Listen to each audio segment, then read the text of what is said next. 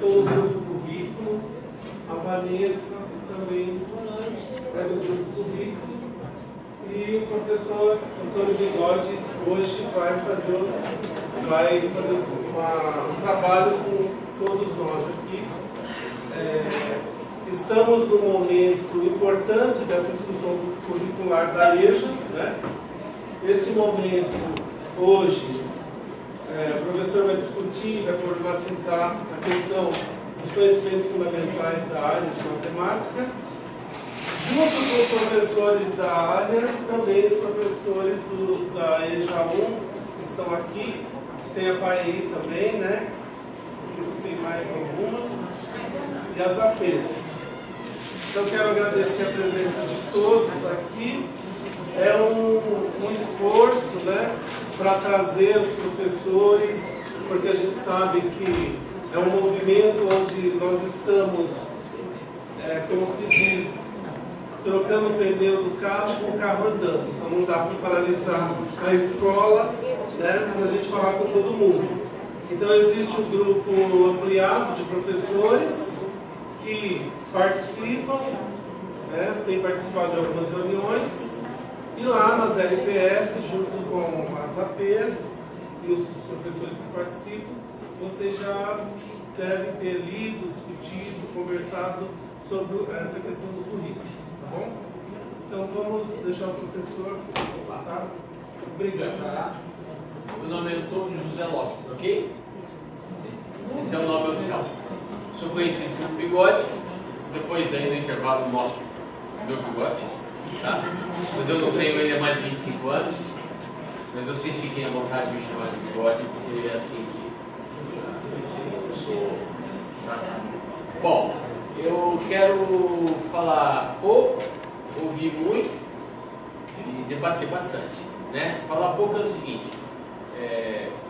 vou só fazer uns preâmbulos para vocês terem um referencial, um ponto de partida sobre o que eu espero desse trabalho, tá?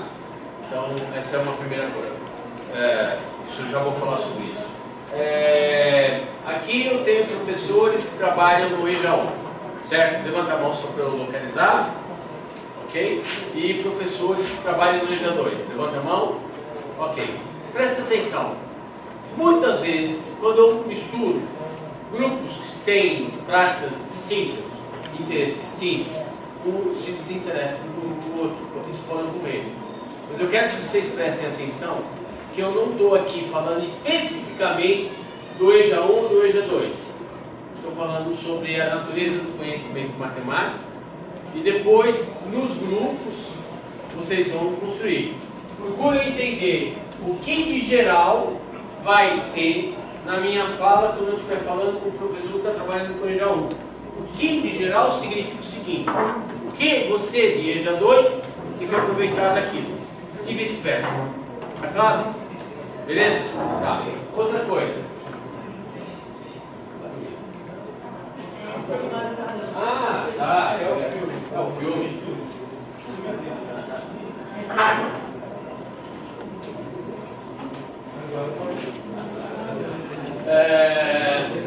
Eu preciso de 2 relatores. Como é que funciona? Já tem? Levanta a mão para saber. Você é a? Fernanda. Trabalha com? Assistente pedagógica do Centro de Educação. Tá. E a outra pessoa? Então vocês serão os meus olhos sobre o nosso trabalho. Tá?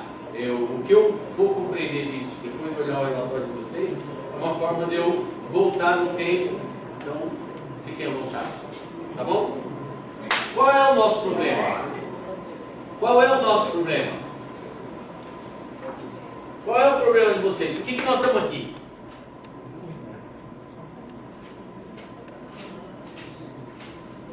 Silêncio.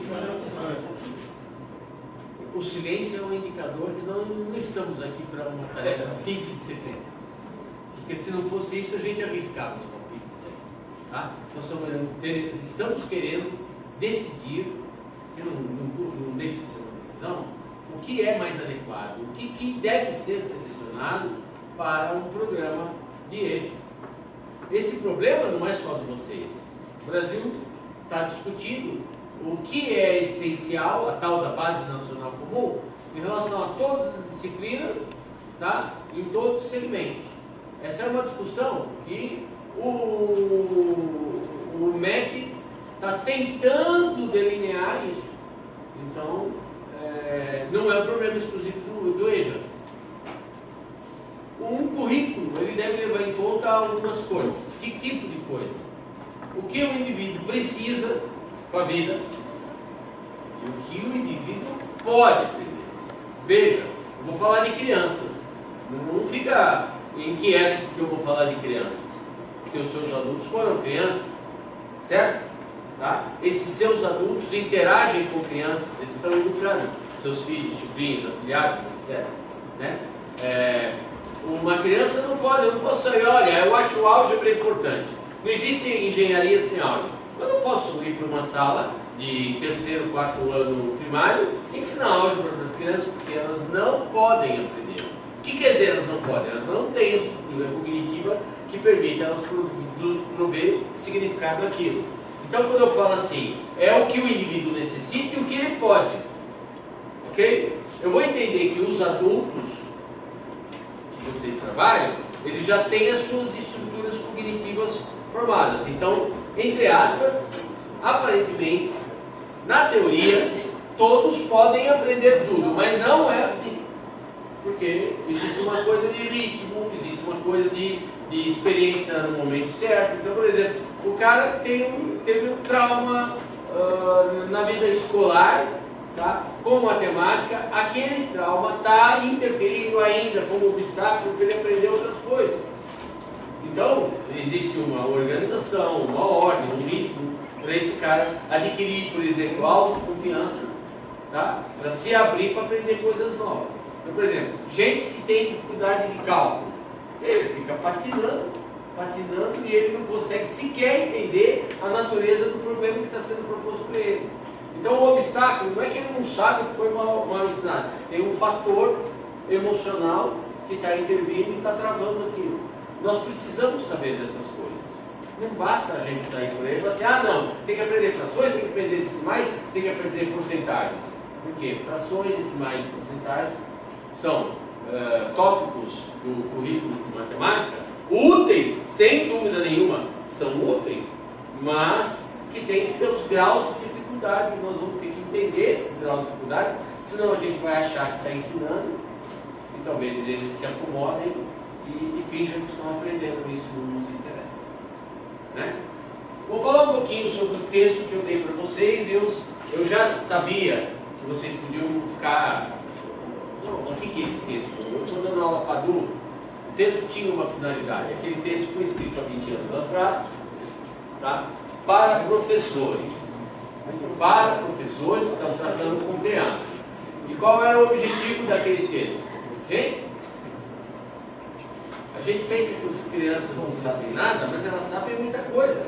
Mas nós é que temos que aprender a reconhecer o que elas sabem e partir desse saber delas para organizar aquilo que a gente tem a intenção de ensinar.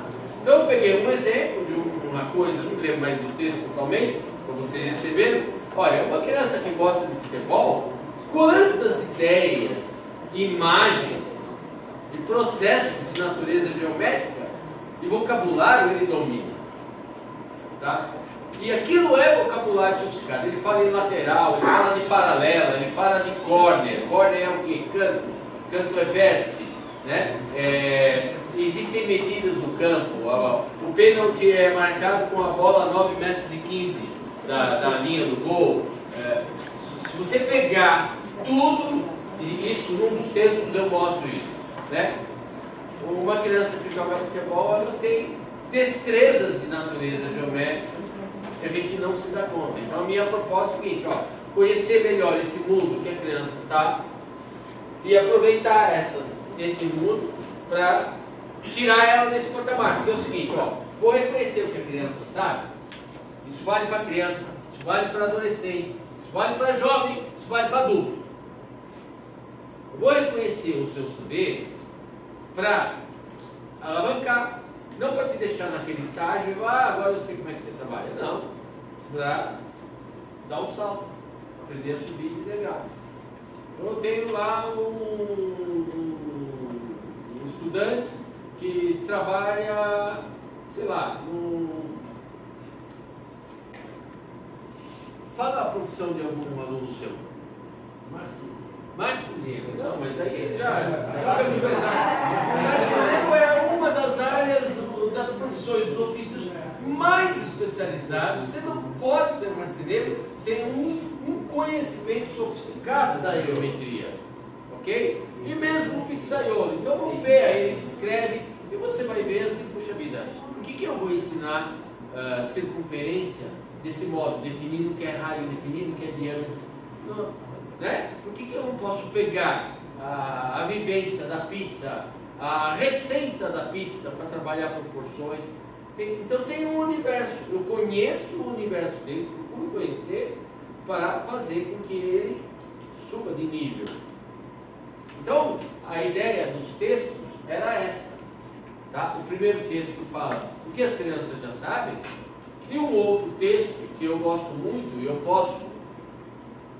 tenho esses desejos, né, de assim, ter olha, vamos escrever um material, vamos ser coautor. Tá? Então, por exemplo, um dos textos é Por que as coisas são como são. Por que as coisas são como são.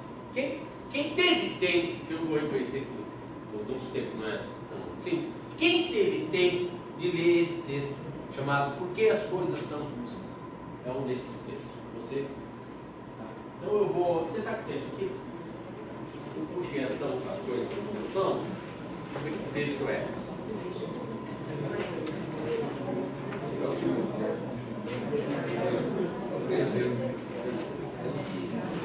É o terceiro texto. Por que as coisas são como são? Tá? Podemos fazer uma brincadeira aqui sobre isso, que são as coisas como são? Tá? Por que vocês acham que a lousa, o melhor formato para a lousa é retangular? Por que o melhor formato para a porta é retangular?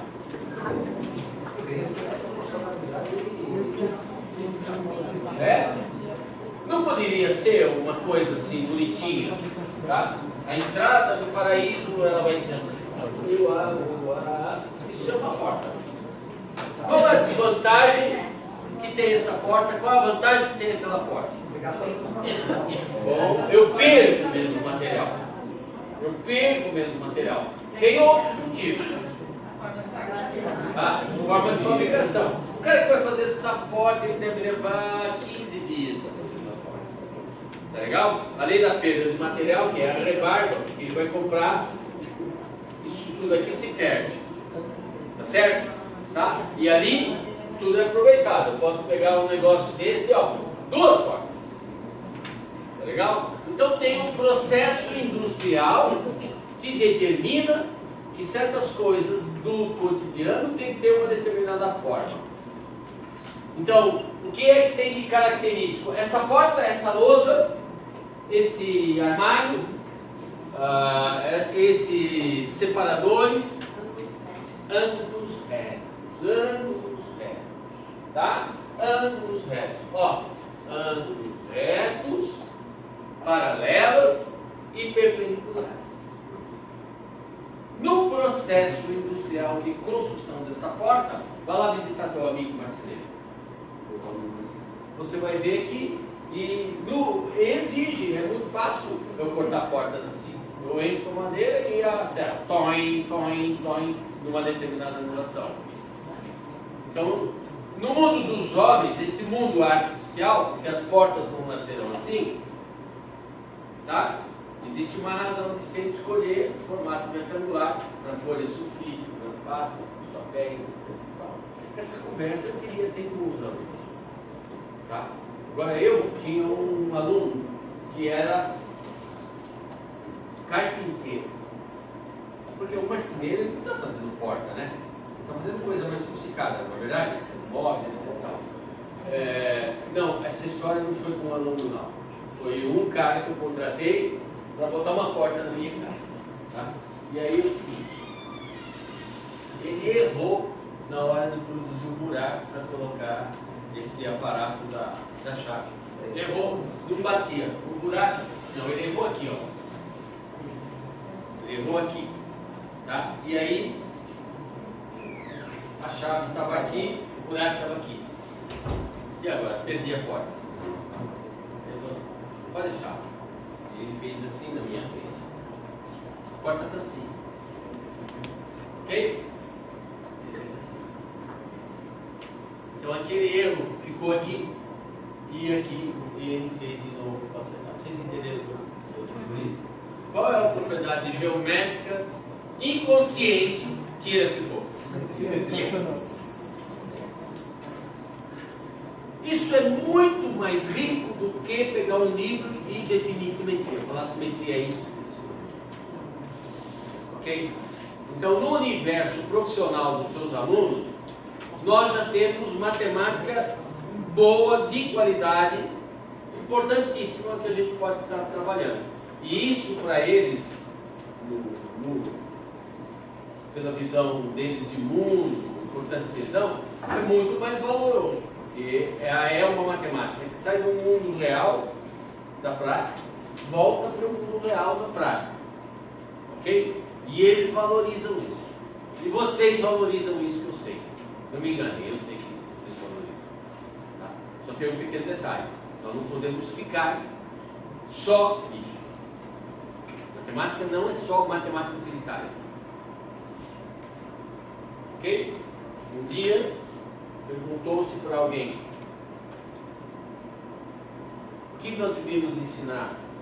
Aí, vamos ensinar tudo aquilo que é útil. Então eu faço esse desafio para vocês. Vamos ensinar tudo que é útil. Então você vai pegar o programa de matemática, parâmetros curriculares nacionais, vai pegar um livro didático e você vai passar uma caneta vermelha em tudo aquilo que você não vê como sendo útil.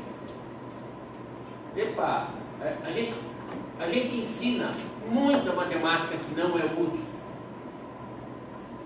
mas ela não é útil numa determinada circunstância. A utilidade, ela é de outra natureza. Então eu tenho um útil para resolver o problema aqui e agora, e eu tenho um útil que é para desenvolver a minha capacidade de pensamento, de raciocínio.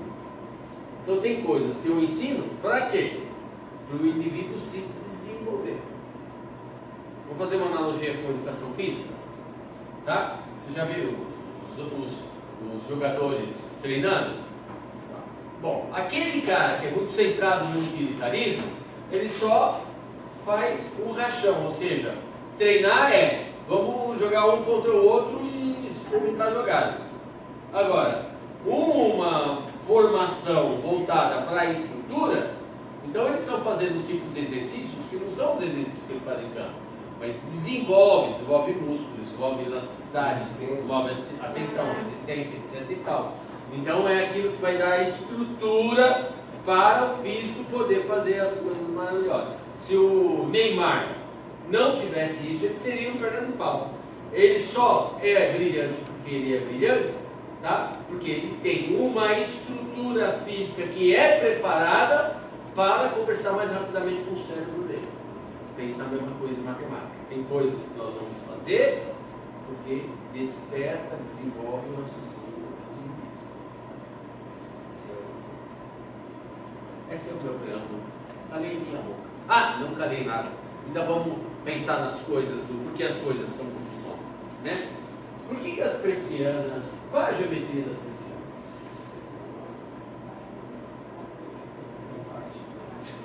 Elas, as persianas, elas têm, desculpe, mas eu vou tirar o sapato, vou subir aqui, ok? Preciso fazer algo. Opa! Não precisa mesmo. Tá, não precisa dominar. Aí sim. Oi.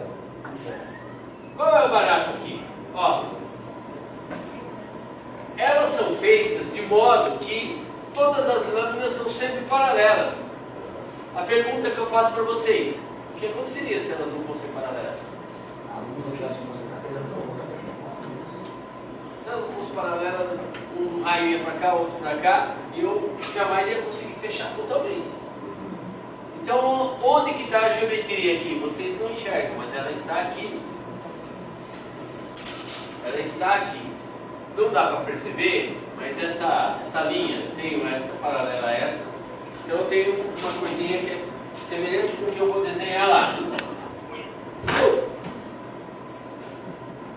Então aquilo lá que eu mostrei, ó, é uma coisa mais ou menos assim. Se fosse isso aqui é linha, tá?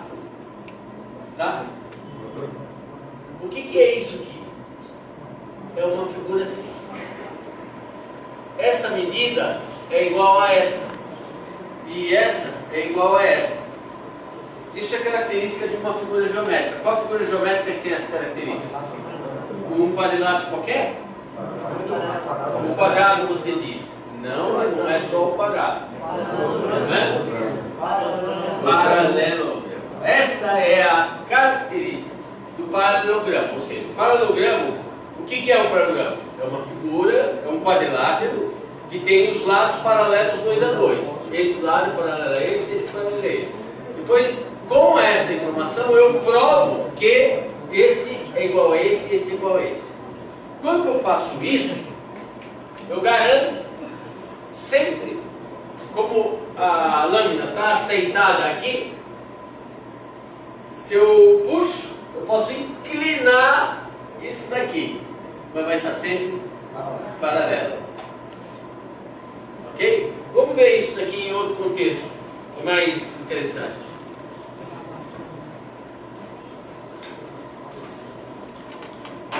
Existe um brinquedinho que é... Aqui eu tenho um tripé, as crianças brincam, isso aqui é uma tábua, está lá no circular. Dá para imaginar o que eu quero dizer? Tá? Você senta aqui e aquele negócio vai assim. Por que não ocorrem muitos acidentes? Até ocorre, mas é por desequilíbrio. Porque esse negócio, esse banco, tem que estar sempre paralelo a esse aqui. Porque se não tiver paralelo, as crianças caem. Então isso foi construído geometricamente para ser paralelo. Então o ferreiro que fez isso, primeiro ele garantiu que isso daqui está horizontal em relação ao chão, beleza? Beleza. Aí eu chumbo aqui para garantir estabilidade, tá? Então a minha referência é isso. Tudo que for paralelo a isso está paralelo ao chão. E aí ele garante que esta corrente aqui tem o mesmo tamanho que essa corrente aqui. E que o ponto de ligação, que é essa distância aqui, é exatamente essa distância aqui. Aí ele garante que isso daqui vai ser sempre paralelogramo, não importa se o negócio está para lá ou para cá. Então, se vocês se interessarem, eu posso estar ajudando vocês a pesquisar e a gente a produzir, tá? Fazer uma varredura nesse universo que nós vivemos. Olha, você vê a persiana talvez todos os dias, mas talvez nunca tenha pensado na geometria dela. E isso é uma maneira de atrair a atenção e não é só atrair a atenção. Quando eu trago essas coisas para os alunos, eles desenvolvem a curiosidade de começar a perguntar por que as coisas são como são. Então eles se tornam mais observadores. Tá? Então, assim, o uso da matemática está no cotidiano. Cabe vocês terem acesso a esse cotidiano para organizar os conteúdos, os modos, as metodologias para ensinar eles. Aí vem a pergunta, que é a pergunta que todo mundo está esperando. Tá bom, mas quais são os conteúdos? Bom, ao invés de falar quais são os conteúdos, vamos inicialmente falar em critérios para a seleção de conteúdo. Perfeito? Eu já falei um critério.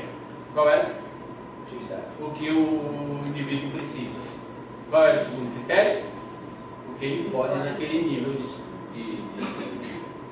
naquele nível de ensino. Então isso tem que conversar. Agora deve ter algum outro critério. Que outro critério? Ah, eu esqueci de falar para vocês. Tá? Eu acho que vocês já sabem.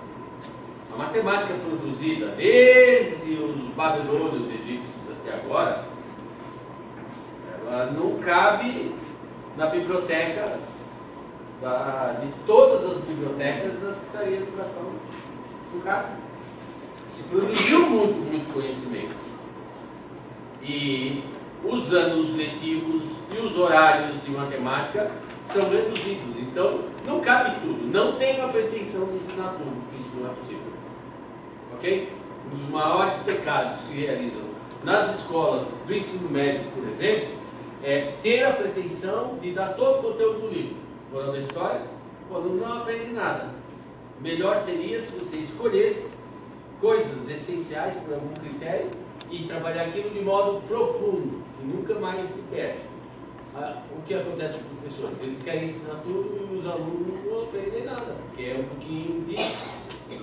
as coisas não se conectam e não se estabilizam. Não é um conhecimento só. Tá? Então, infelizmente nós estamos livres dele, tá certo? Os seus filhos não, mas nós, aqui na nossa posição, né? Certo? Mas quando a gente está dando aula para o aluno, vai estar no ensino médio, preparar ele para fazer um vestibular. E o vestibular exige algumas coisas que muitas vezes você deixaria de fora para colocar. Vocês têm ensino médio aqui? Não, tá. Mas se eu tivesse ensino médio aqui, eu ia, junto com os meus colegas, decidir cortar aquilo em 3 partes e escolher a terça parte que vale a pena ir. Tá? Vocês têm alunos que são jovens, têm 25 anos, coisa assim. Esses caras, eles estão no ápice de um vigor intelectual. Isso vale para todo mundo. Tá?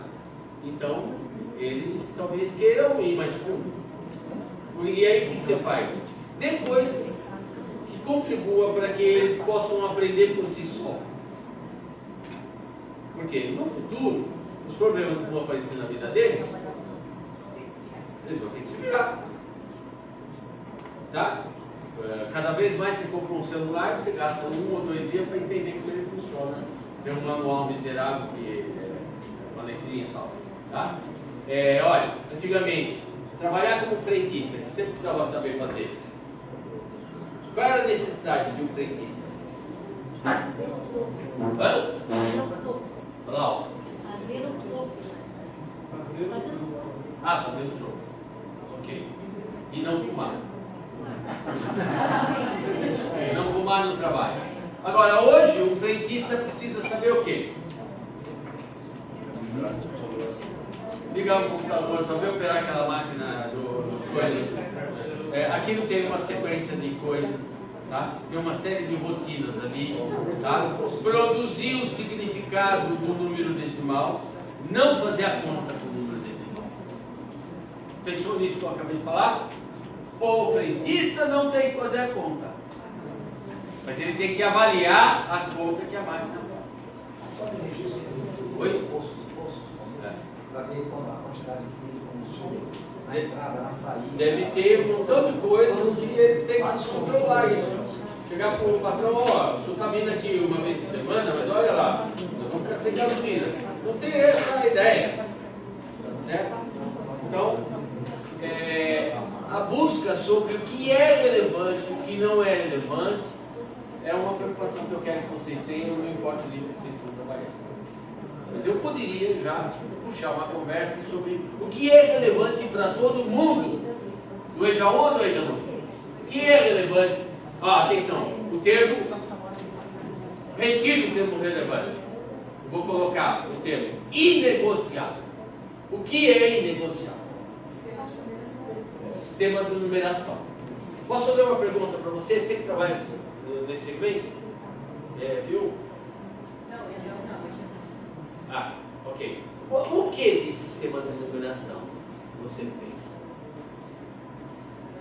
O que nós precisamos saber do sistema de numeração? Como se organiza. Agora, por exemplo, quando esse aluno pisa no seu curso, ele não tem noção nenhuma de sistema de numeração? Claro que tem. Porque ele é um ser social, mais ou menos profissional, num mundo que é regido pelo dinheiro. Então isso daí ele adquire mesmo sem ter ido escola. Minha avó era analfabeta, tá? Mas ela não perdia um centavo. Ela era analfabeta. Tá? Então precisa saber o que de sistema de numeração. Então, olha, você fala em sistema de numeração, eu aceito. Mas, por que eu falei que a tarefa não é fácil? Sistema de numeração, ótimo, estou de acordo.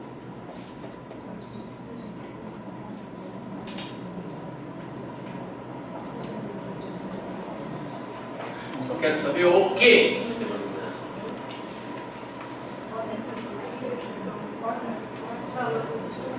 Valor posicional é uma ideia. Ok. Valor posicional.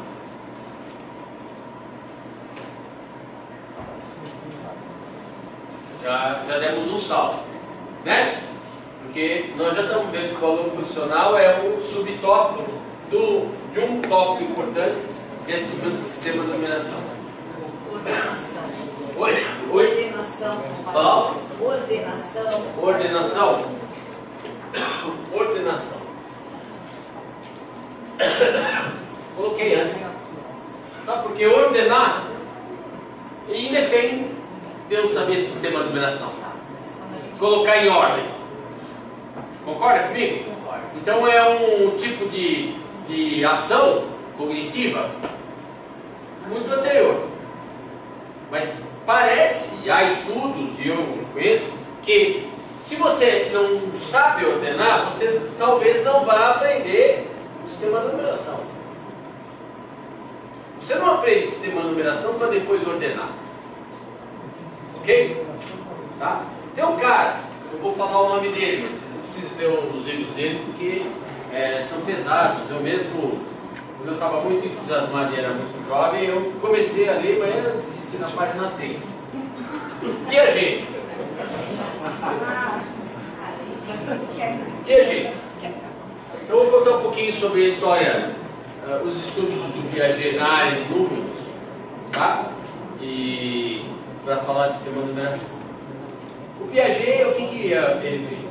Muita gente acha que o Piaget é um cara que explica como é que se ensina. Nada disso. O Piaget ele investigava como os indivíduos aprendem. Ele estudava a história do conceito e procurava ver como é que os indivíduos aprendiam, por que eles erravam e assim por diante. O Piaget fez um estudo sobre a aquisição de números, tá? Sobre a construção do número na mente. Tá?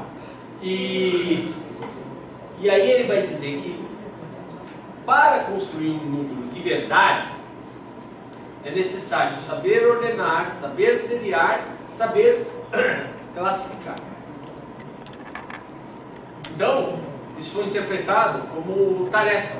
Então, eu vou dar tarefa para as crianças classificarem, vou dar tarefa para as crianças ordenar, vou dar tarefa para elas sequenciar, vou dar tarefa para elas comparar, porque isso está sendo entendido como o alicerce para a construção de números. Isso é meio verdade, tá? Mas a gente pode discutir outras coisas, porque é o seguinte: o nosso aluno adulto, ele já teve experiência de ordenar e de sequenciar e de comparar, não escolar. Mas ele já domina o sistema de numeração, de modo que a gente não precisava ensinar para ele exatamente como as crianças que estão aprendendo os números que estão aprendendo. Tá? Então, quando eu pergunto para um adulto quantas moedas tem aqui, ele talvez nem conte. Ele bate o olho e fala tantas. Agora, para as crianças pequenas, sim, tem todas umas etapas tipo, para chegar lá. E se eu espalho essas moedas, as crianças são capazes de achar que tem mais moedas porque elas estão mais espalhadas. Tá? Então, não é isso. Mas então, ordenação, como classificação e como seriação, é um tipo de processo de ordem superior. Sistema de numeração decimal é alguma coisa coisa, por exemplo, ó, 327. O que eu espero que o aluno extraia dessa informação? Isso. Então, é valor de posicional, é agrupamento. Ok? Por quê? 327 é 327. Nosso sistema de numeração decimal é aditivo.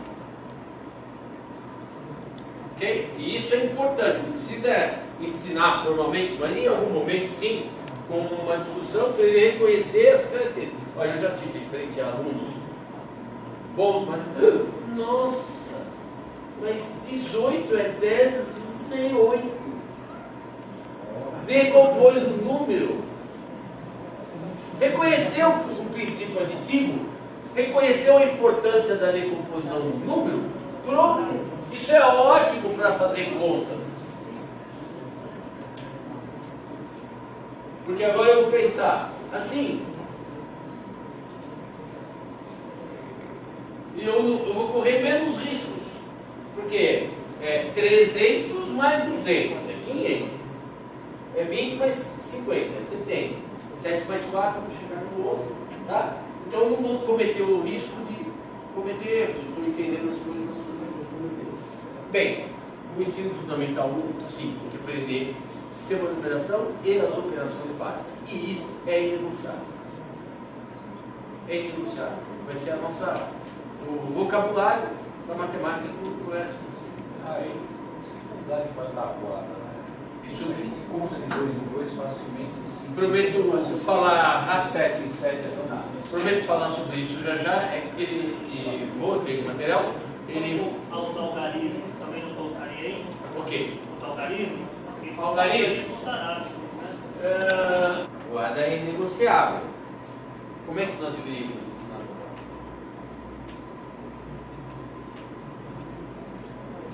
Vai decorar, miserável, assim? Assim a gente aprendeu. Bom, por que a tabuada tem importância? Raciocínio lógico. É raciocínio lógico?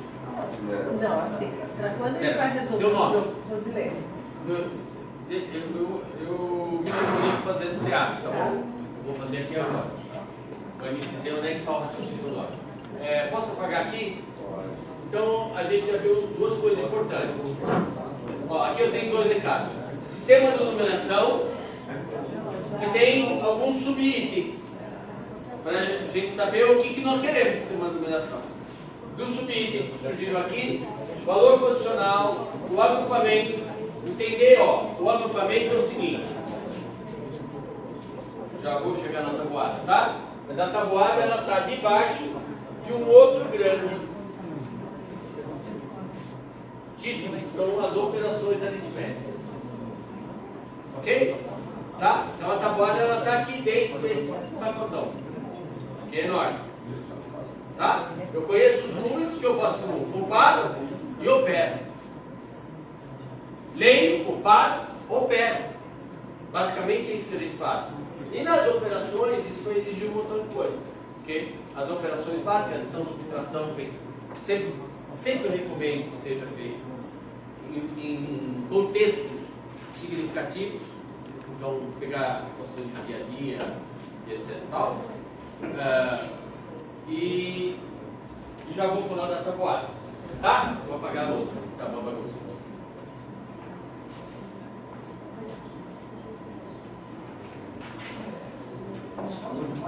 Sempre pode. A aula é de eu enxergo a comparação, a ordenação e a classificação antes do sistema numérico. Sim. Enxerga-se assim. Enxerga. Ah, as crianças, quando elas estão pegando os brinquedos e organizando, elas se organizam pela altura. Tá? Isso é comparação também. E a gente, é claro, a maior parte das coisas que a gente está comparando, a gente está agregando a unidade de medida. É mais gordo, é mais alto, é mais largo, é mais... O que eu ia fazer aqui? Não, brincadeira. Vamos falar uma tabuada. Qual é a tabuada mais fácil? 1, 2, 5, 5, 2, 5, 10. Eu vou falar Tá? Então as crianças ficam muito orgulhosas e os adultos também, no início, que a do 5 é 0, 0, 1, 2, 3, 3, 4, 5, 5, 0, 5, 0, 5, 0, 5, 0, 5, 0. Ok? Está pronta, não está? Cadê o raciocínio? Ah, não, mas assim. Quando eu disse que. Você falou raciocínio lógico. Raciocínio lógico, porque assim, se o indivíduo ele conhece a tabuada, ele vai numa resolução de situação de problema, ajuda no raciocínio lógico, porque senão ele tem que parar, ir lá construir a tabuada, voltar à rapidez. É a rapidez do raciocínio. Okay, eu ainda não estou vendo o raciocínio lógico, mas você está me dizendo, vou traduzir, vou fazer a minha interpretação do tabuada. Você está falando assim, o cara que não domina a tabuada, tá? Ele gasta mais energia, tem menos atenção sobre as relações do problema, porque ele fica preso no emaranhado do trabalho braçal da conta. Seria uma tá? ferramenta? Então ele desperta menos o espaço para pôr as coisas em relação, que é raciocinar. Raciocinar é pôr as coisas em relação. Tá? Então, na verdade, a tabuada ela é fundamental para dar segurança, autoestima, rapidez, ritmo, reflexo, ok?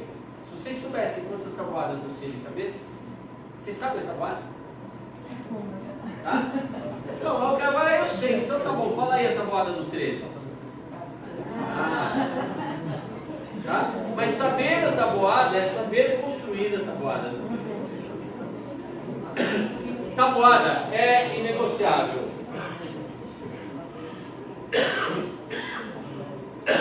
A tabuada, então, para mim, ela é inegociável. Sabe? Ela é inegociável. Ela está no âmbito das operações multiplicativas. Então, vamos lá. Ó, eu não escrevi, mas ó, tem sentido numérico, que eu ainda não conversei com vocês sobre sentido numérico, que precede o ensino sistema de numeração decimal. Ou coloquei um rótulo no sistema de numeração. Chamei sistema de numeração decimal. Porque a gente não ensina para as crianças sistema de numeração não decimal. E quando ensina, a gente não ensina do mesmo jeito com tanta ênfase. Por exemplo, a gente ensina um sistema de numeração não decimal. Qual é? Dúzia. A gente ensina recortes do sistema de numeração chamado duodecimal. E outros, né? Por exemplo, o que é isso aqui, ó?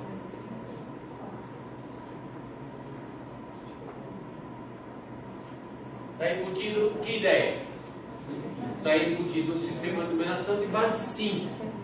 Está sugerido, mas isso, a gente não ensina tudo, a gente não registra número na base 5. A gente não registra número na base 12. A gente só reconhece as dúzias e as meias dúzias e as dúzias meias. Então o que a gente ensina para valer é o sistema de numeração decimal. E a gente deveria ensinar no sistema de numeração não decimal? Pergunta. Estou esperando a resposta. Acredito sim, porque de certa forma a questão das horas está associada a um sistema diferenciado. Beleza. E quando a gente fosse trabalhar a questão de horas, facilitaria para ele compreender a meia hora, que é Ok. 30 minutos e não 50. Tá legal, aceito. Eu não vou fazer a correção, tá bom? Tudo bem. Tá? Na verdade, a gente convive com sistemas não decimais. O 12, o 60, e a gente convive com outros. Hã? O 2, sim e não. Sim e não. Tá? Porque ele é utilizado para quem faz programação de computador. Então ele é utilizado num contexto muito específico. Mas há 30 anos atrás, ele era ensinado ensinado na escola. Ok? E ele era ensinado, e talvez vocês tenham tido a experiência de aprender, mas se tivesse sido significativo, aquilo que você aprendeu teria ficado, mas não fica. Então, só para contar para vocês, o sistema de numeração base 2, chamado binário, ele só tem 2 símbolos, o 1 e o 0. Tá? Ele é amplamente usado na informática. Lá há 30 anos atrás, acreditava-se que se eu ensinasse base 2, base 3, base 4, base 5, o aluno iria abstrair tudo que é referente à base. E, portanto, a base 10 ia chegar de tabela automaticamente. Mas isso redundou num tremendo erro, um fracasso. Não é isso. Tá? E aí, estudos sobre a importância do cultural, da vida social, mostravam que os indivíduos podiam aprender a base 10 sem aprender estruturas matemáticas. Tá? Mas então, o que nós estamos falando? Então, ó, eu não vou reconhecer a base 2 como presente na nossa vida. Embora eu reconheça que está ali. Está entendendo o que eu estou tirando? Ele não é do meu convívio. Eu não uso ele operacionalmente. Uso ou uso? Não uso. Tá? A gente usa o 12, a gente usa a base 5 também. Tá? Principalmente para registro, porque fica fácil de eu contar. Eu digo quanto tem aqui visualmente, sem contar um a um, porque eu agrupei de 5 em 5. Então, pá, 23. Vocês viram eu contar? Não. Então, olha, o base 5 aqui apareceu para o registro. O base 60 vai aparecer para leitura e interpretação das horas. Mas a gente não registra como base 5. A gente registra as horas com a base 10. A gente fala 7 horas, 12 horas, ok? A gente convive com um sistema e pouco, que é o de 24 que a gente agrupa. Tá? Então presta atenção, isso é muito diferente do sistema de base 10, que a gente faz tudo. O que a gente faz? A gente compara, a gente decompõe, a gente trabalha com o princípio aditivo, a gente soma, a gente subtrai, a gente multiplica e etc. Tal. E isso não ocorre aqui. É questão de ser mais funcional. Tá? A gente pega um recorte do sobrou. Deixa eu te contar uma coisa. O sistema mais antigo é o 60. Eu vou contar a história para você. Ele surge há 6.000 anos atrás na Babilônia. Babilônia é onde é o atual Iraque. Tá? Então havia uns sacerdotes lá, os dirigentes fizeram entidades eclesiásticas. Tá? Isso é bem antes do cristianismo. Então eles eram sacerdotes e eles estão procurando explicar de onde veio o homem, a razão das coisas, etc. Tal. Quase todas as religiões eles estão olhando para o céu.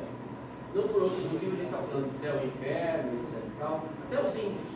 Eles olham as constelações, eles não veem a Capricórnio, eles veem a cobra, mas eles estão olhando para o céu e atribuindo valores para essa divindade. Então esses caras, para explicar a natureza do homem, eles estão olhando para o céu e tentando explicar como funciona. Então logo, isso deve ter durado milhares e milhares de anos, eles chegaram à conclusão que o ano tinha cerca de 360 dias e noites. Tá? Na verdade, eles sabiam que era 365, mas 365 é um número muito clicadinho, não é? Então eles fizeram um arredondamento para 360. O que eles fizeram nos outros 5 dias? Fizeram festas. Eles completavam o ano solar pensando um ano 360 e os outros 5 dias de festas. No latim, festa, fiesta, feriado, feira. Então, feira era um lugar de festa, você comemorava a colheita. Eram festas pagãs. Segunda-feira, terça-feira, quarta-feira, quinta-feira, sexta-feira. Então, durante em algum momento do ano, 5 festas seguidas para completar o ano solar. Nós, na língua portuguesa, herdamos de segunda-feira, terça-feira, quarta-feira, quinta-feira e sexta-feira. Todas as outras línguas têm outras denominações em homenagem aos astros. Monday, dia da lua. Em espanhol, lunes. Tá? Miércoles, quarta-feira, amanhã, dia de Mercúrio. E assim por diante. Saturday, sábado, dia de Saturno. E quase todos tinham o Sunday, que é o Sol. Por quê? O Sol era o rei maior. Dia do Senhor, o domingo, que é o domênico, etc. E tal. Bem, eles arredondavam 360. Então eles imaginaram, então, uma forma de medir o círculo é dividir ele em 360 partes. Que eles estão pensando, era apropriado para o círculo porque a Terra, a ideia do ano, fechar um círculo. Tá? Só que o 360 é muito grande, mas ele tem muitas vantagens práticas, ele tem muitos divisores. Ele tem metade, que é 180. Ele tem terça parte, que é 120. Ele tem quarta parte, que é 90. Ele tem sextas partes, que é 60. Então eles pegaram 60 como uma unidade. Sacou? Né? Mas a gente não faz cálculo. Você não está somando horas como a gente soma números. Mas a gente soma horas. Então o que não está acontecendo na escola é a atividade real de operar com datas com horas. Então, eu trabalhei 50 minutos ao dia, eu trabalhei 1 hora e meia outro dia, eu também não sei o quê. Olha, você vai ter que colocar isso tudo numa unidade para fazer as contas para saber quanto você vai receber no final do ano. Então, tem atividades de operação que se pode fazer com um sistema sexagesimal, mas elas não estão acontecendo. Vocês têm feito? Não. Está nos livros? Não. Tem significado? Tem. Em que contexto? Contextos específicos, funcionais. Tá? Então, o que eu queria dizer, e vou reafirmar, é que a gente convive com sistemas não decimais, só que a gente faz alguma coisa com ele. A gente não faz o que a gente faz com o sistema decimal, que é toda essa parafernália de ações. Comparar, operar, etc. Tá? A gente raramente agrupa o sistema. Tá? E ao passo que, no caso do sistema decimal, a gente agrupa. 218 é 210 e 8. Então aqui tem uma estrutura que é 1 vezes o 10, tá? E 8 vezes uma unidade. Então ele é multiplicativo, ele é decimal, ele é aditivo. Essas coisas a gente faz no sistema de numeração decimal, a gente não faz isso. Num a gente só interpreta, no outro a gente só registra, etc. Então ele entra como curiosidade. Curiosidade importante, porque envolve. Mas não é um tópico com o mesmo peso do sistema de numeração decimal. Não é um tópico inegociável. Agora a tabuada é inegociável. Por causa dessas razões que a gente ouviu. Tá? Ela vai dar segurança, ela vai dar autoestima, ela vai dar rapidez, ela vai. Tá? E principalmente, o domínio da tabuada implica em você estar aberto para ir mais longe. A tabuada não pode. Como ensinar a tabuada é outra conversa. Tá legal? Tá? Das operações básicas. Vou pensar nas operações básicas das 4 operações. E então vamos lá, ó. Depois eu posso fazer. Depois eu vou pegar o relato das coordenadoras e eu vou fazer uma síntese organizadinha. Tá? Então vamos lá, olha. Sentido numérico. Vou falar que eu ainda não falei. Minha letra está horrível. Sistema de numeração decimal, SND. Todas as coisas que a gente tem que controlar ali.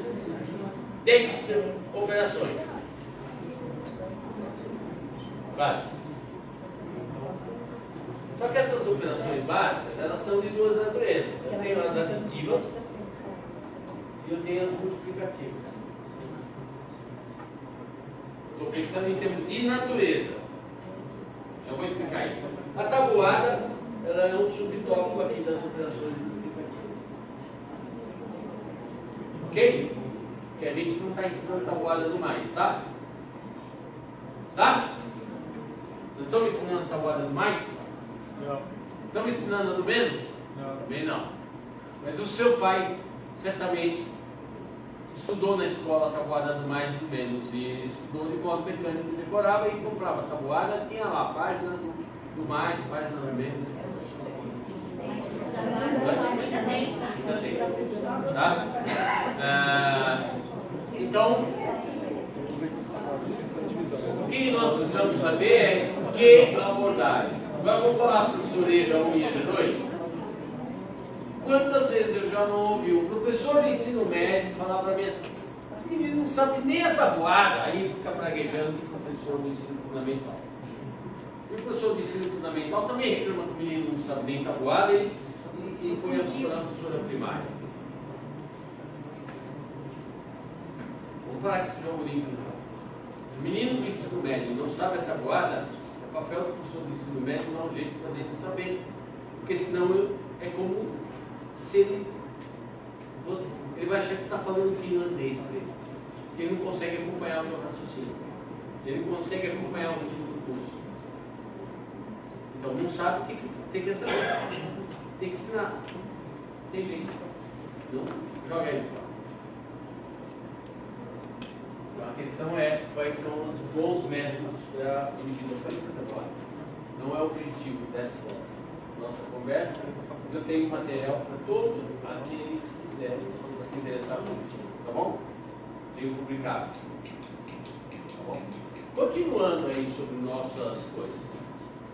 Estamos atrás de conteúdos inegociáveis, concorda? Tá? Posso fazer uma provocação? Provocação, já vi com o espírito de provocar vocês, de deixar vocês desconfortáveis.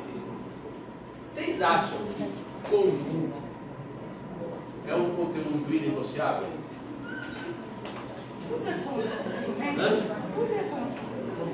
Desde o primário, você está lá depois dos carrinhos, o que você está fazendo? Você está. É um conjunto, né? Nós aqui somos um conjunto, não somos? E merece uma aula? Merece uma aula? Nós precisamos saber a matemática dos conjuntos para nos reconhecer como um grupo? Claro que as crianças estão agrupando, então elas estão formando conjuntos. Então você acha que quando elas estão agrupando, elas estão pensando em conjunto? Não. Mas está ali implícito a teoria dos conjuntos. Como tem um montão de outras coisas que está ali, por exemplo. Está lá o substantivo, o adjetivo e o verbo. Entretanto, quando ela está brincando, ela não tem consciência do substantivo. Você está entendendo o que eu quero dizer? Então a pergunta é se conjunto é um conteúdo matemático inegociável, ou seja, se eu não ensinar, eu acho que alguma coisa vai. É a pergunta que eu faço para vocês.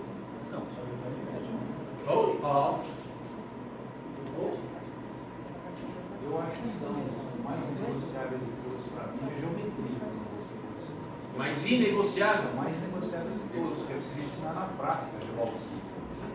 E ela, para mim, é o conteúdo mais abrangente da matemática. Geometria, certamente, é um conteúdo inegociável. Só que tem muita geometria na vida.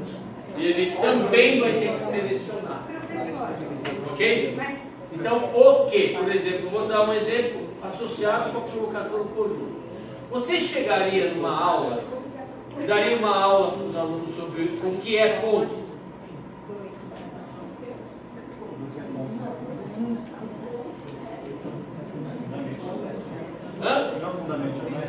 Ela é um elemento básico, etc.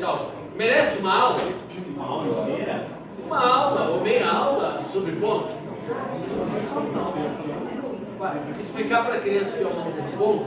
Não poderia ser explicado de forma abstrata. Você pode partir do ponto e chegar numa circunferência que é um ponto simples, não abstrato. Você fala de circunferência, todo mundo sabe o que é uma circunferência. Ok, então vamos lá.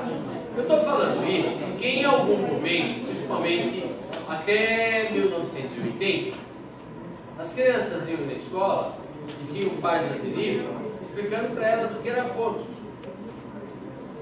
As crianças tinham atividades sobre conjuntos, tá? Que de jeito nenhum desenvolviam o raciocínio deles.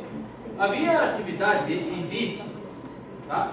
Tipo assim, desenhe um conjunto vazio. Olha, o que é desenhar um conjunto vazio? Tá?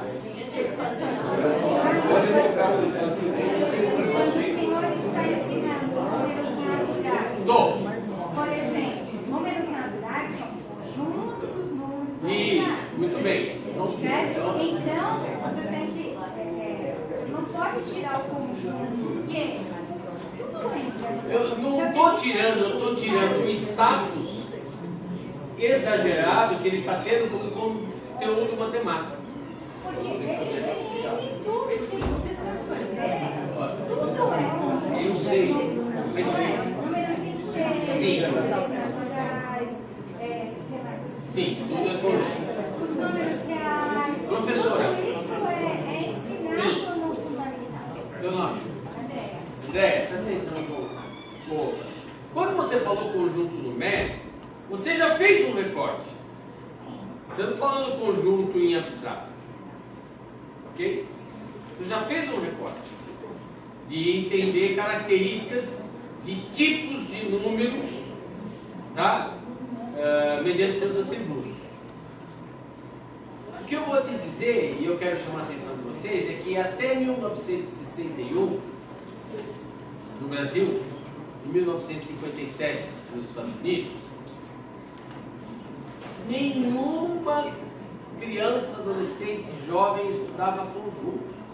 E eles se tornavam engenheiros, economistas, médicos, e as pontes não caíam.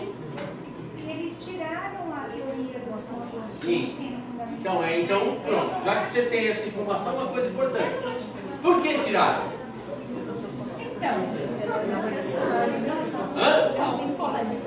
Porque a abordagem era totalmente inútil.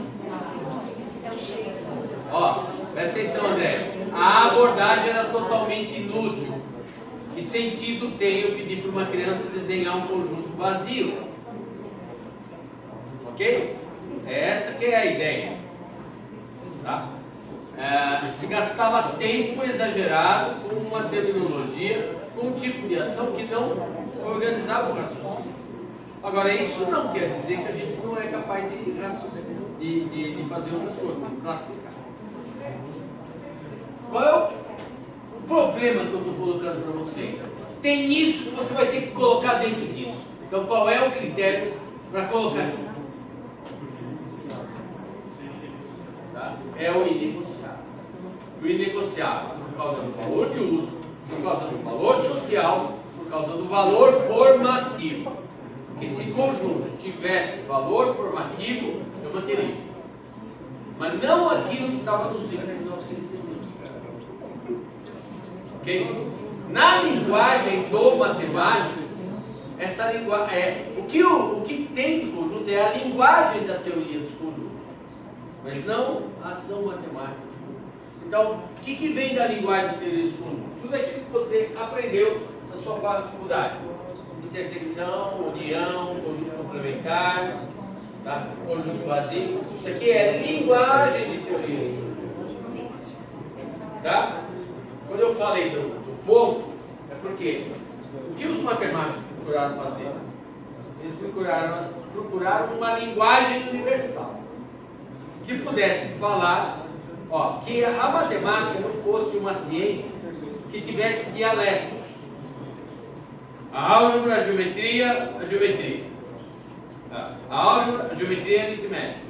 Então eles foram procurar uma linguagem que pudesse falar nesses três campos. Acharam a linguagem da teoria dos conjuntos. Então era para ser linguagem. Qual era a ideia? posso falar, o ponto P pertence à reta R. Eu posso falar, o número 7 pertence ao conjunto dos números naturais. Eu posso falar, a fração meio não pertence ao conjunto dos números inteiros. O conjunto dos números naturais está contido no conjunto dos números inteiros. O triângulo ABC está contido no plano alto. Então, atenção, que pouca gente se dá conta que o que tinha no conjunto era a linguagem, com o objetivo de ter a mesma língua para falar de relações, seja na aritmética, seja na álgebra, seja na geometria. O que aconteceu é que a linguagem acabou virando conteúdo. E a matemática moderna e a teoria dos conjuntos foi para o espaço, começa nos Estados Unidos, depois para o mundo todo, com a publicação de um livro falando assim: fracasso da matemática moderna, porque Johnny não sabe somar. Vou contar essa história, porque ela bem na cabeça para vocês entenderem a história. Tá? Isso para falar do conjunto. O pai foi buscar o filho na escola, entusiasmado, começa a conversar com o filho, conta as coisas da escola. E na aula de matemática, o que você aprendeu? Ah, hoje nós aprendemos a propriedade comutativa da adição. Ah, é? Tá bom. Quanto que é 3 mais 5? Apaga, pensa, faz. Pela propriedade comutativa da adição é a mesma coisa que 5 mais 3. E não há modo do pai arrancar o 8. Aí o pai resolve contextualizar e fala assim: escuta aqui, se eu te der 3 maçãs, depois te der 5 maçãs, com quantas maçãs você vai ficar? 4, assim. O mesmo número de maçãs, se eu me der 5, eu me der 3. Então, episódios como esse, são 4 episódios, aparecem para falar que se exagerou no trabalho sobre estruturas matemáticas da teoria dos conjuntos e os indivíduos não eram capazes. Então, quando eu estou falando da teoria dos conjuntos, se você pegar o livro de 6ª série, vai lá, propriedade comutativa, propriedade associativa, propriedade exclusiva, propriedade de elemento neutro. Você estava estudando essas coisas em abstrato. Quando não existiam essas coisas, as pessoas somavam, multiplicavam, etc. Então, a propriedade comutativa na tabuada lá era a ordem dos fatores não altera o produto. Então é importante conhecer a história de determinados conceitos para a gente saber que valorização que a gente vai dar. Está claro isso que eu quero colocar? Então hoje há um certo consenso que os indivíduos têm que sim de dominar a linguagem da teoria dos conjuntos, porque ela ainda é a linguagem oficial formal da matemática do ensino médio pagas. Ok? Do ensino fundamental até o 9º ano, para aqueles alunos e para os seus alunos, aquilo é linguagem de bula de remédio. Tá? Então, cuidado. A gente tem que ser rigoroso, mas não pode ser pedante.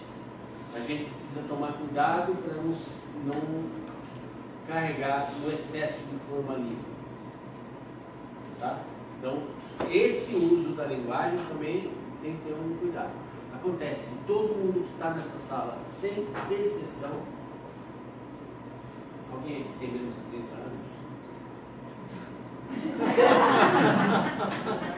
Talvez esses que têm menos de 30 anos não tiveram uma formação intensiva com teoria dos conjuntos como a maioria teve. Então é claro, a gente aprendeu de um modo, a gente acredita que isso é imutável. Ainda, então, ó, por favor, registrem isso. Uma das coisas que eu vou produzir e devolver para vocês vai ser depois um mapa desse negócio que nós vamos produzir e algum texto para reforçar a reflexão de vocês na hora de vocês tomarem a decisão. Um deles é a introdução desse livro, O Fracasso da Matemática. Tá? quero mais temas inegociáveis. Porcentagem? Yes! Isso! Porcentagem, ela está onde, hein? Ela está na aritmética, está na geometria. Qual é o campo da matemática em que tem a ver com porcentagem? Decimal? Mais para a aritmética. Mais, uma vez bem, ó, a minha cara. Porque ela tem uma especificidade. Tá? Na verdade, porcentagem, o que é porcentagem? Uma relação com 100. O que é porcentagem? Só pode falar agora uma frase diferente da dele. O que é porcentagem? Divisão por 100, ele já falou uma frase diferente da frase que ele falou. Fração. Porcentagem é uma fração. O que mais? Porcentagem é uma regra de 3. Veja, ser fração é como assim, ser brasileiro. É a natureza do bicho. A regra de 3 já é de outra natureza. É um método para. Certo? Foi assim? Bom. Tá? Então vamos lá. Vou apagar aqui.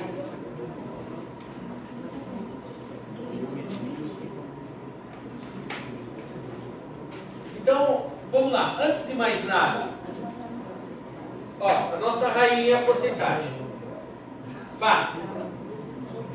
Vou fazer um emaranhado de coisas aqui. Então, porcentagem, fração. Relação com 100. Parte de um todo. Divisão por 100. Mais. O que mais? É fácil vocês pensarem. Proporção.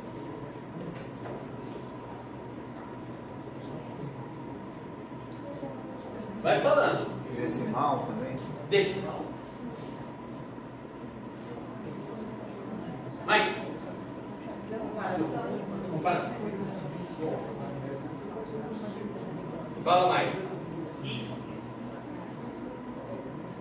Eu vou participar. Eu não sou só. Eu vou colocar também. Taxa. Tá faltando só uma palavra importante aí, embora ela está subentendida. Oi? Oi? Yes!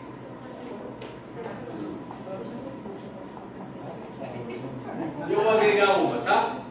E aí a gente para. Hã? Alguém fala? Probabilidade.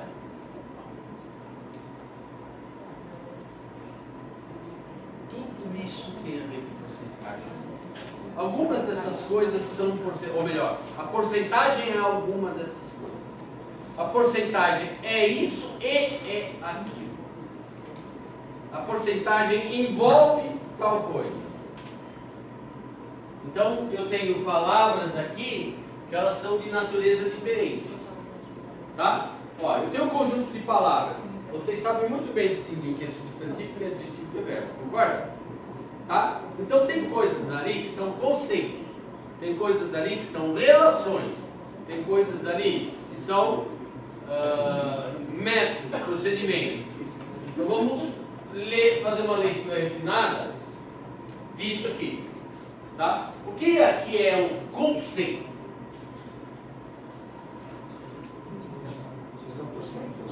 Divisão por 100 é um conceito? Razão é um conceito. O que mais? Proporção é um conceito. Fração é um conceito. Probabilidade é um conceito. Agora, comparação é um conceito? É uma relação, né? Isso aqui é uma relação. Isso daqui é uma relação. Isso daqui é uma ideia relacionada a um conceito. Essa ideia é relacionada a qual conceito? Fração. Então é uma das ideias da fração. Ok? parte do todo. Tá? Decimal. Também um conceito, mas assim, no fundo existe uma relação direta entre decimais e fração, e porcentagem. O que eu estou querendo dizer? E isso tem a ver com isso aqui. Ó, uma porcentagem, ela pode ser vista como uma fração especial, denominador 10, denominador 100,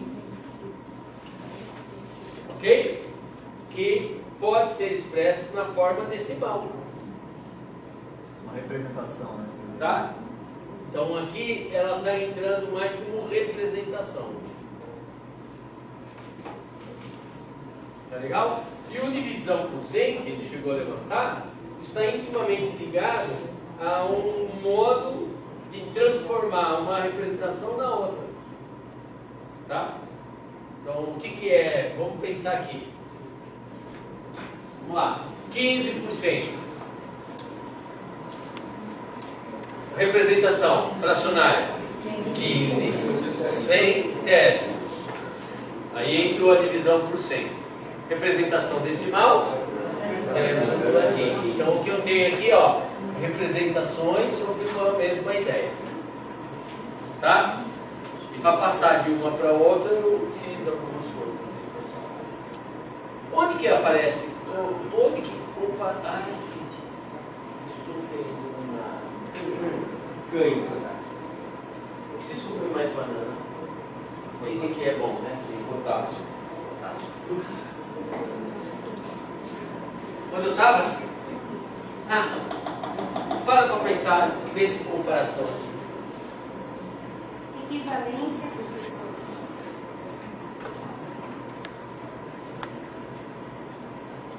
Uma fração é equivalente a outra. Eu estou comparando. Aqui nós temos equivalência na representação.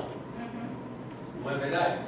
Eu vou guardar o termo equivalência aqui, mas no momento eu não estou sabendo muito bem onde fazer essa conexão.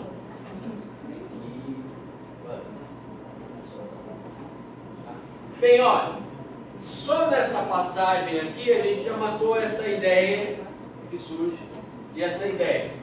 Então, por quê? Está intimamente ligado. Fração, relação com 100 e divisão. Por quê? Se eu olho a porcentagem como fração, eu não estou olhando ela como uma fração qualquer, e sim como uma fração que tem um denominador 100. E que eu transformo ela na forma decimal, fazendo a divisão por 100. Então, isso é importante ter essa sacação. Por quê? Porque na hora de ensinar, isso vai definir um caminho. Tá legal? Tá claro? Razão. Razão é bem diferente, a porcentagem com razão é bem diferente da porcentagem com fração. Tá? Vamos ver? Vamos ver.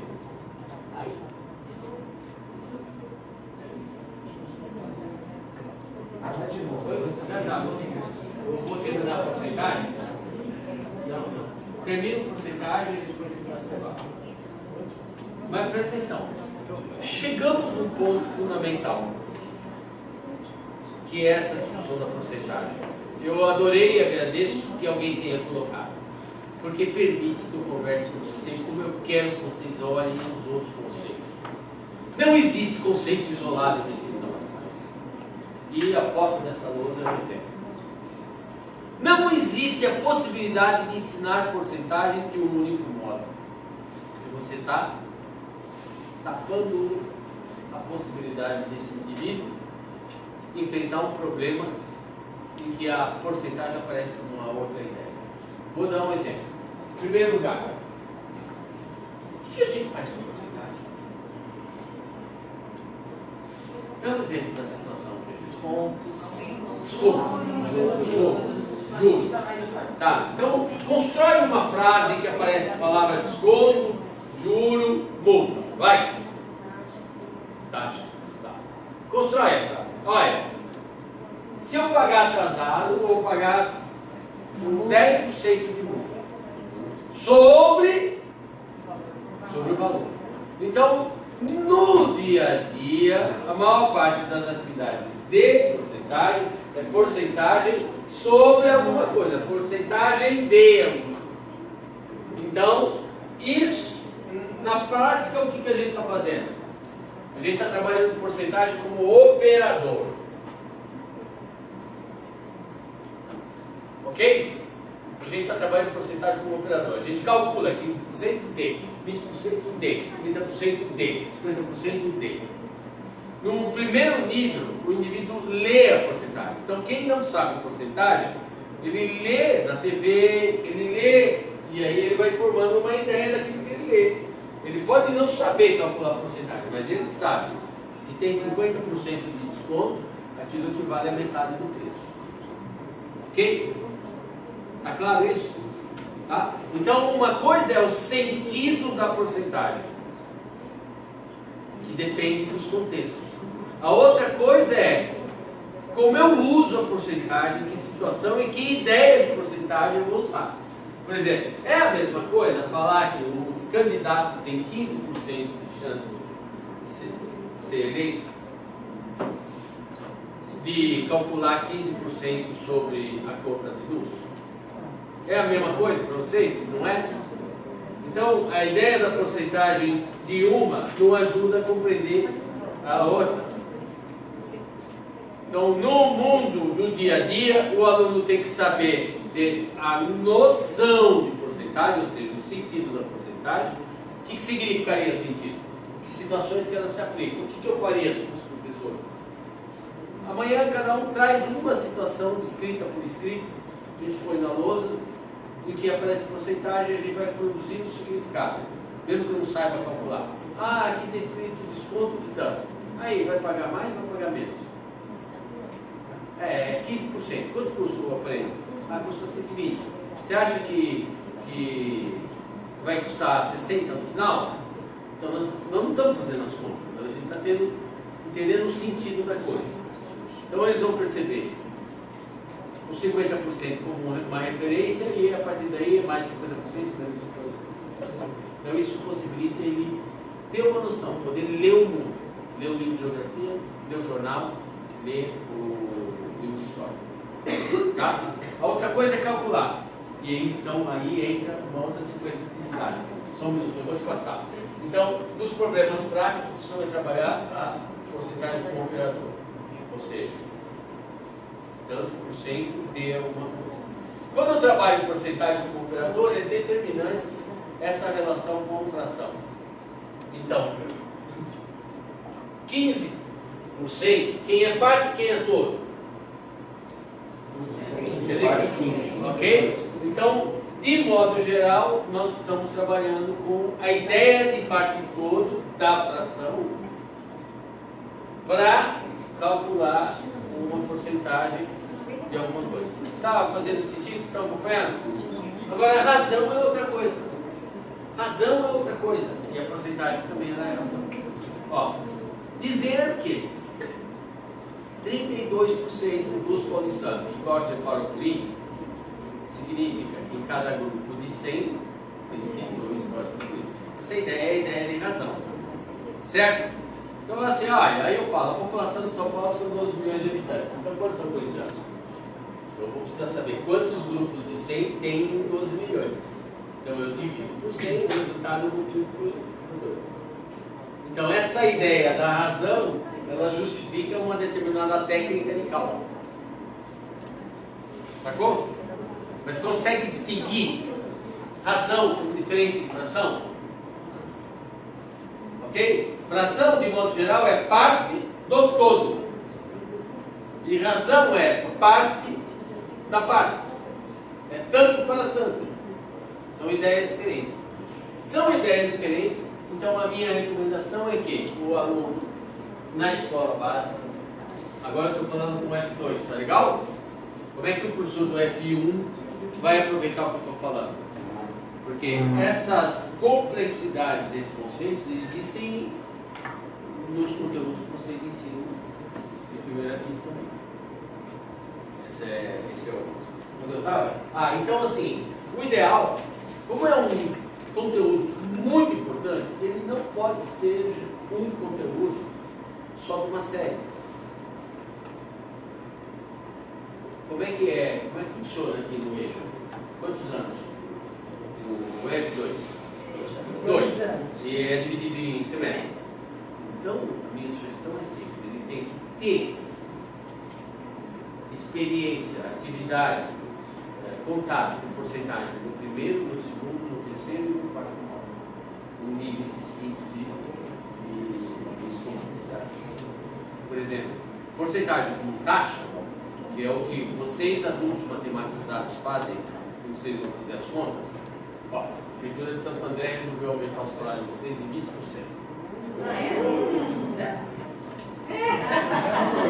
O que você faz para saber quanto você vai ganhar?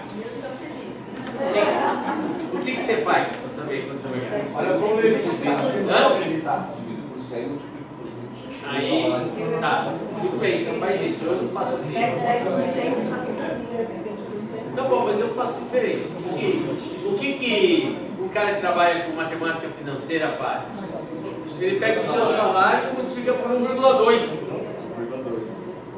Então, a porcentagem entra aí como taxa. Fator multiplicativo. Não dá para eu, no primeiro módulo, trabalhar a porcentagem assim. Ele ainda não construiu a ideia de porcentagem, entendeu? E ele ainda está no pensamento multiplicativo que para ele faz sentido dobrar, triplicar, quadruplicar. Ele está falando, aumenta 1,2 vezes. Tá, 100%. Ok? Certo? Mas vocês reconhecem que porcentagem por fração é uma coisa e tem uma dada complexidade. Porcentagem como razão é outra coisa com outro grau de complexidade. Porcentagem como taxa, fator multiplicativo, é outra coisa. Porcentagem de probabilidade é outra coisa. Está claro isso? Sim. Tá? Então, se a gente conseguir, e eu adoraria que isso talvez fosse o nosso primeiro desafio, imaginar como a porcentagem vai aparecer no primeiro, no segundo, no terceiro, no quarto. Por que isso com a porcentagem não ponto só? Olha, trabalhar sistema de numeração decimal não tem jeito, é no primeiro termo, senão não tem segundo, terceiro e quarto. Tá? E não tem grau de complexidade maior, não tem, é o mesmo grau de complexidade. É a linguagem que eu vou usar para ser. Geometria, vai ter no primeiro, no segundo, no terceiro e no quarto. Acontece que você vai ter níveis de complexidade na geometria, mas a nomenclatura, o vocabulário geométrico, ele vai crescendo com a experiência. Você nem precisaria ensinar, você adquirir vivendo, tendo a coisa. Tá? Vocabulário é alguma coisa que a gente aprende vivendo e não decorando no funcionário. Concorda comigo? Tá? Então, como é que o aluno vai ter um vocabulário adequado no terceiro termo de geometria? Simples, é nunca ficar longe de atividades geométricas. E você nem precisaria dar aula, bastava você usar o vocabulário correto, porque ele se apropria do assunto do texto. Quem tem filho pequeno aí? Pequeno que idade? 1 e 4 meses. 1 e 4 meses? 9 anos, não é pequeno, é grande? Ele é pequeno. 3 e 2. Vamos pegar o de 3 e o de 1 e 4 meses. Ele já fala ou só fala por si faz barulho? Fala algumas palavras. Fala como? Você ensinou? Não. Ele ouviu em situação significativa para ele. Ele vai se apropriar. Quais são as primeiras palavras que as crianças falam? Pai e mãe. E papá. E comida. Psicólogo de hospital. Xixi e cocô. Depois. Tá? Necessidades imediatas diretas. Ninguém ensina. O seu de 3 anos, você manda ele sentar na cadeira, ele senta? Não, vamos fazer de conta que ele é um bebê. Tá. Se por acaso alguma vez você chegou para ele e falou, hoje mamãe vai ensinar o que é cadeira? Não, mas ele aprendeu. Ele aprendeu, ouvindo, vendo como aquela palavra aparecia em vários contextos. Então, ele conhece cadeira, seja ela de pano, de madeira, de plástico, seja ela amarela, azul ou verde, seja grande ou pequena. Em outras palavras, ele abstraiu, ele associa uma palavra a um objeto pela função do objeto. É assim que se aprende. Se ela falar errado, se ao invés dela falar cadeira, ela quiser imitar a criança, ela está cometendo um erro. Ah, vai pegar o sapato da mamãe. Não, fala, vai pegar o sapato. Porque ele vai tentar imitar sapato, vai falar papato até ele acertar. Se você fala papato, ele vai falar errado o papato. Se der sorte, ele fala sapato quando ele está querendo aprender papato. Então, como é que as crianças, como é que os indivíduos aprendem o vocabulário? Ouvindo e relacionando. Ouvindo e relacionando. Então, você pode dar um dia uma aula em que o foco é o vocabulário. Isso pode ser feito, bem feito. Tipo, hoje, vamos encher aquela lousa com palavras de natureza geométrica. E vamos fazer um jogo de produzir sentido para aquilo. E aí ele tem atenção sobre o significado. Então, ok? Vocês estão de acordo com a importância que é o porcentagem? Tá? Antigamente, porcentagem era ensinado somente no 7º ano, antiga 6ª série do ginásio. Tá? Hoje, não. Hoje é 3º e 4º ano. Por quê? Quando saiu o especialista. Porque é o seguinte, se vocês não têm noção de porcentagem, eu não consigo compreender o que aquele repórter está falando na televisão. Eu não entendo a manchete do jornal. Eu não consigo ler o livro de ciências, eu não consigo ler o livro de geografia. Então, porcentagem, ela ganhou um outro status, porque ela passou a ser parte do vocabulário do mundo contemporâneo e moderno. Então, não ter noções de porcentagem é uma forma de você privar o cara de ler. É analfabetizar o cara. Agora, como porcentagem de nível de complexidade,